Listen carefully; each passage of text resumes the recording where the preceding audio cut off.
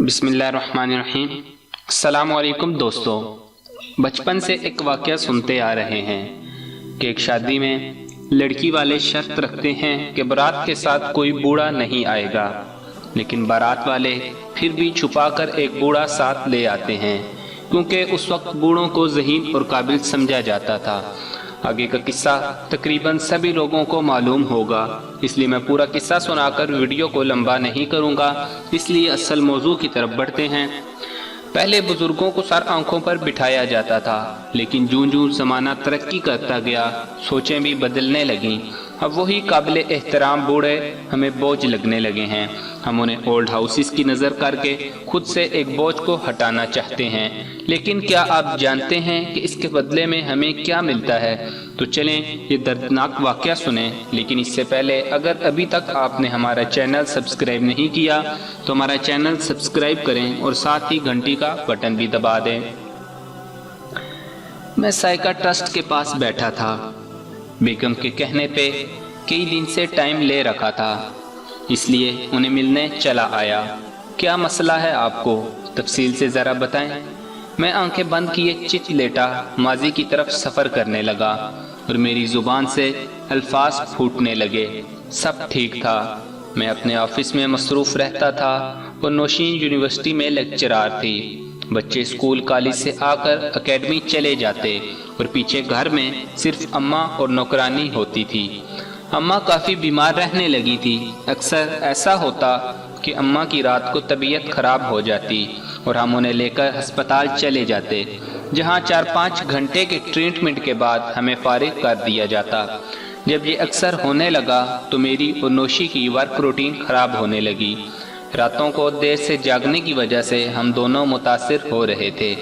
انہی دنوں ایک دن نوشی نے مجھ سے کہا، سنیے، اماں کی وجہ سے ہم دونوں کو خاصی ڈسٹربنس ہو رہی ہے، کیوں نہ ہم انہیں old age home چھوڑائیں۔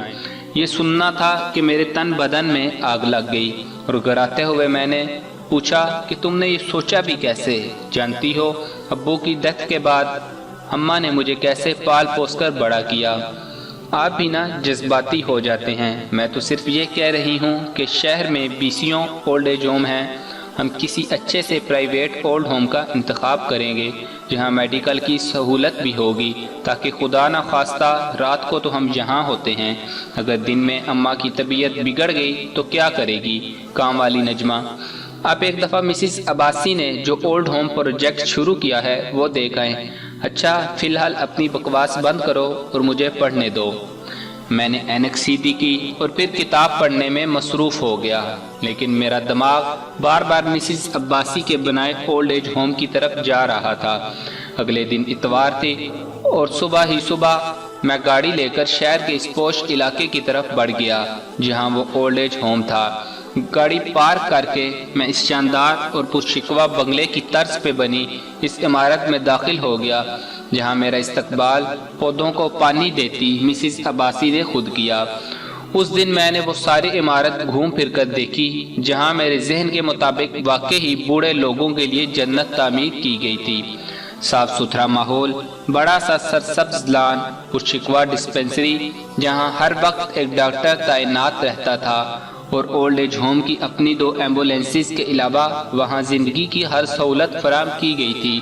Mrs Abbasi سے فیس وغیرہ پوچھی تو 14 طبق روشن ہو گئے، لیکن اماں کے آرام کے لیے مجھے وہ مناسب لگے۔ اب صرف اماں سے پوچھنا باقی رہ گیا تھا۔ رات کو اماں کے کمرے میں داخل ہوا تو دیکھا وہ بیٹھی بڑے بڑے لفظوں والا قرآن پڑھ رہی تھی۔ میں کمرے میں داخل ہوا تو انہوں نے سر اٹھا کر اوپر دیکھا اور مسکرائیں۔ میں چپ چاپ پہلو میں آ کر بیٹھ گیا۔ اماں کا حال احوال پوچھا اور پھر چپ۔ سمجھ ہی نہیں آ رہی تھی کہ بات کو کیسے شروع کروں۔ یہ مشکل اماں نے خود ہی آسان کر دی۔ کیا ہوا بیٹا، پریشان لگ رہے ہو؟ جی بس آپ کی وجہ سے ہی پریشانی تھی۔ کیسی طبیعت ہے اب؟ میں ٹھیک ٹھاک تو ہوں، مجھے کیا ہونا، بس یہ کم وقت ہمارا بلڈ پریشر اوپر نیچے ہوتا رہتا ہے۔ اماں ایک مشورہ کرنا تھا آپ سے۔ بولو بیٹا۔ اماں میں ایک جگہ دیکھ کر آیا ہوں، میں نے ہکلاتے ہوئے بولنا شروع کیا۔ وہ آپ کی رہائش کے لیے بہت مناسب ہے۔ وہاں مجھے یہ پریشانی نہیں ہوگی کہ آپ گھر میں اکیلی ہیں یا آپ کی طبیعت تو ٹھیک ٹھاک ہے۔ وہاں ڈاکٹر 24 گھنٹے موجود رہتا ہے، ماحول بھی صاف ستھرا ہے۔ اماں کے چہرے پر رقصہ مسکراہٹ تھم گئی تھی۔ ایک دفعہ ماتھے پہ بل پڑے اور پھر مسکرا دی۔ بیٹا، مجھے بھی کافی دن سے محسوس ہو رہا تھا کہ تم لوگوں کو کافی ڈسٹربنس ہو رہی ہے۔ ٹھیک ہے، کوئی مسئلہ نہیں، جیسے میرا لال خوش ویسے میں خوش۔ اماں نے مسکراتے ہوئے میرا ماتھا چوما اور میں کمرے سے نکل آیا۔ میرا ضمیر اس بغیرتی پر آمادہ نہیں تھا، مگر میرے حالات کچھ اور کہتے تھے۔ شاید میں حالات کا صحیح مقابلہ نہ کر سکا اور اماں کو میں اولڈ ایج ہوم چھوڑ آیا۔ شروع میں 2-3 دن بعد میں چکر لگا لیتا تھا۔ کبھی کبھی اماں کو گھر بھی لے آتا تھا اور اگلے دن پھر چھوڑ آتا۔ پھر میرے چکر کم ہوتے گئے، بس اتوار کی اتوار جانے لگا اور پھر کچھ عرصے بعد تو حد ہو گئی۔ کاروبار کے چند مسائل کی وجہ سے میں قریباً 1 مہینہ نہ جا سکا۔ اسی دوران وہ منحوس دن آ گیا۔ اتوار کا دن تھا۔ مجھے آج ایک آدمی کے ساتھ ضروری کاروباری ملاقات کرنی تھی۔ ناشتہ کیا اور گاڑی میں آ بیٹھا۔ ابھی سیلف لگایا ہی تھا کہ 18 سالہ ایان بھی دروازہ کھول کر ساتھ بیٹھ گیا۔ ڈیڈ، آپ کو پتا ہے میں گاڑی چلانا مکمل سیکھ گیا ہوں۔ اچھا، واہ شاباش، میرا بیٹا بڑا ہو گیا۔ ڈیڈ، آپ ہمیشہ ہمیں اسکول چھوڑ کر آتے ہیں، آج میں آپ کو چھوڑ کر آؤں گا۔ میں نے ہنستے ہوئے ایان سے پوچھا، اچھا کہاں چھوڑنے کا ارادہ ہے اپنے پاپا کو؟ اولڈ ایج ہوم، اس نے کہا اور میں ساکت ہو گیا۔ میرے چہرے سے مسکراہٹ غائب ہو گئی اور ہاتھ سٹیئرنگ پہ مضبوطی سے جم گئے۔ وہ اپنی دھن میں بولتا جا رہا تھا، آج سنڈے ہے، مجھے پتا ہے کہ اب گرینی سے ملنے جا رہے ہیں، میں بھی چلتا ہوں ساتھ میں، آپ کو ڈرائیونگ بھی دکھاتا ہوں اپنی۔ مگر بس ایان کے پہلے جملے پر ہی ساکت ہو چکا تھا۔ اس کے معصوم جملے میں میرا مستقبل چھپا تھا، میری وہ فصل جو کاٹنی ہی تھی۔ بچپن میں پڑھی کہانیاں اور واقعات کی طرح مجھے بھی اسی سلوک کا شکار ہونا تھا۔ میری آنکھوں سے آنسو ابل کر آ رہے تھے اور میں اپنی ماں سے اپنے اس گھٹیا سلوک سے سخت شرمندہ تھا۔ ایان کو بلا وجہ ڈانٹ کر میں نے گاڑی سے نکالا اور تیزی سے گاڑی چلاتا ہوا اماں کو لینے اولڈ ایج ہوم جانے لگا۔ اولڈ ایج ہوم پہنچا تو دوسری بجلی گری کہ کچھ دیر قبل ہی اماں ہارٹ اٹیک سے فوت ہو چکی تھی اور میری معافی و توبہ کے سارے دروازے بند ہو گئے۔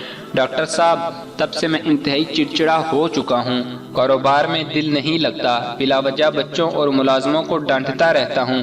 اکثر چھٹی والے دن سارا دن قبرستان میں اماں کے سکھانے بیٹھ کر ان سے معافی مانگتا رہتا ہوں۔ نہ گھر میں دلچسپی رہی نہ کاروبار میں۔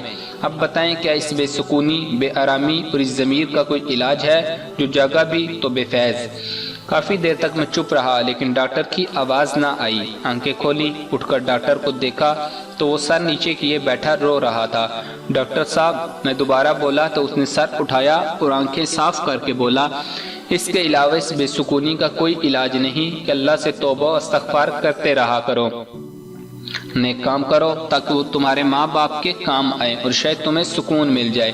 یہ کہتے ہوئے اس کی ہچکیاں بند گئیں اور گلوگیر آواز میں پھر بولا، میں نے ایک ضروری کام سے جانا ہے، آپ چلے جائیں۔ یہ کہتے ہوئے اس نے اپنا موبائل اٹھایا اور ملازم کو بلا کر کلینک بند کرنے لگا۔